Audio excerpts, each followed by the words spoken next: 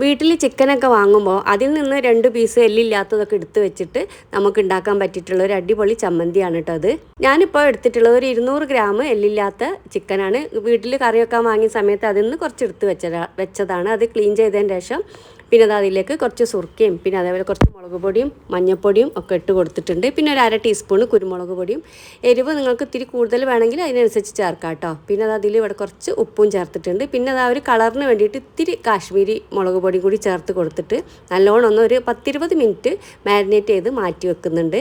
പിന്നെ അതാ ഒരു ചീനച്ചട്ടി അടുപ്പത്ത് വെച്ചിട്ട് അത് ചൂടായതിലേക്ക് കുറച്ച് വെളിച്ചെണ്ണ ഒഴിച്ച് കൊടുത്തിട്ട് ആ ഒരു പീസ് പൊരിക്കാവുന്ന അത്രയും വെളിച്ചെണ്ണ ഒഴിച്ച് കൊടുക്കുന്നുണ്ട്.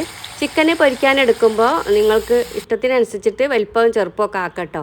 അപ്പോൾ ഇതെന്തായാലും നമ്മൾ മിക്സിയിലിട്ടൊന്ന് ക്രഷ് ചെയ്യും. പിന്നെ അത് നല്ലോണം ഒന്ന് പൊരിച്ചെടുത്തതിന് ശേഷം മാറ്റി വെച്ചിട്ടുണ്ട്. പിന്നെ ആ ഒരു വെളിച്ചെണ്ണയിലേക്ക് ഒരു 4-5 വറ്റൽമുളക് ചേർക്കുന്നത്. ഞാൻ സാധാ മുളകാണ് കേട്ടോ ചേർക്കുന്നത്.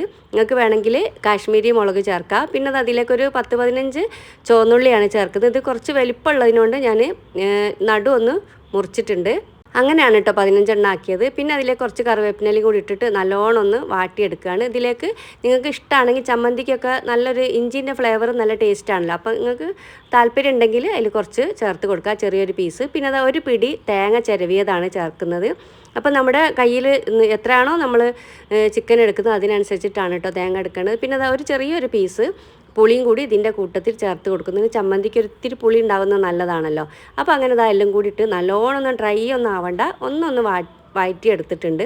പിന്നെ നമ്മളിതാ ചിക്കന് ചൂടാറിയതിന് ശേഷം നമ്മുടെ മിക്സിൻ്റെ ജാറിലിട്ടിട്ട് ചെറുതായിട്ടൊന്ന് ക്രഷ് ചെയ്തെടുക്കുകയാണ്. അങ്ങനെ ചെറുതായിട്ട് ആവാൻ വേണ്ടിയിട്ടോ കേട്ടോ. ഈ ഒരു ടൈപ്പിലാണ് വേണ്ടത്.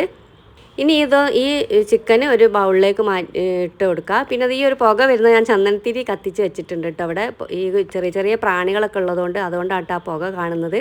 പിന്നെ നമ്മൾ ആ ഒരു ചിക്കൻ ക്രഷ് ചെയ്തെടുത്തതിന് ശേഷം ആ ഒരു മിക്സിൻ്റെ ജാറിലേക്ക് തന്നെ നമ്മൾ ഇപ്പോൾ വഴറ്റിയെടുത്തിട്ടില്ല വറ്റൽമുളകും തേങ്ങയും എല്ലാം കൂടി ചൂടാറിയതിട്ടിട്ട് ഒന്ന് നല്ലോണം വീണ്ടും ഒന്ന് നല്ലോണം ഒന്ന് അരച്ചെടുക്കുക. ഇപ്പോൾ അത് ഒരു 1/4 ഭാഗം അരവായതിന് ശേഷമാണ് ഞാൻ ഉപ്പ് ചേർക്കുന്നത്. അത് അരച്ചെടുത്തതിന് ശേഷം പിന്നെ അത് ചീനച്ചട്ടി വീണ്ടും അടുപ്പത്ത് വെച്ച് ചൂടാക്കി നമ്മൾ നേരത്തെ എടുത്ത അതേ ചീനച്ചട്ടി തന്നെയാണ് കേട്ടോ. അതിലേക്ക് നമ്മൾ അരച്ച് വെച്ചിട്ടുള്ളതും പിന്നെ ആ ഒരു ചിക്കൻ ക്രഷ് ചെയ്തതും എല്ലാം കൂടി ഇട്ടിട്ട് നല്ലോണം ഒന്ന് മിക്സ് ചെയ്തെടുക്കുകയാണ്. അങ്ങനെ ആകുമ്പോൾ നല്ലൊരു കളർ വരും കേട്ടോ. നല്ലോണം ഒന്ന് ഇളക്കി യോജിപ്പിച്ച് കൊടുക്കുമ്പോൾ അടുപ്പത്ത് വെച്ചിട്ട് ഇതേപോലെ വീണ്ടും ചൂടാക്കി എടുക്കണമെന്ന് നിർബന്ധമൊന്നുമില്ല.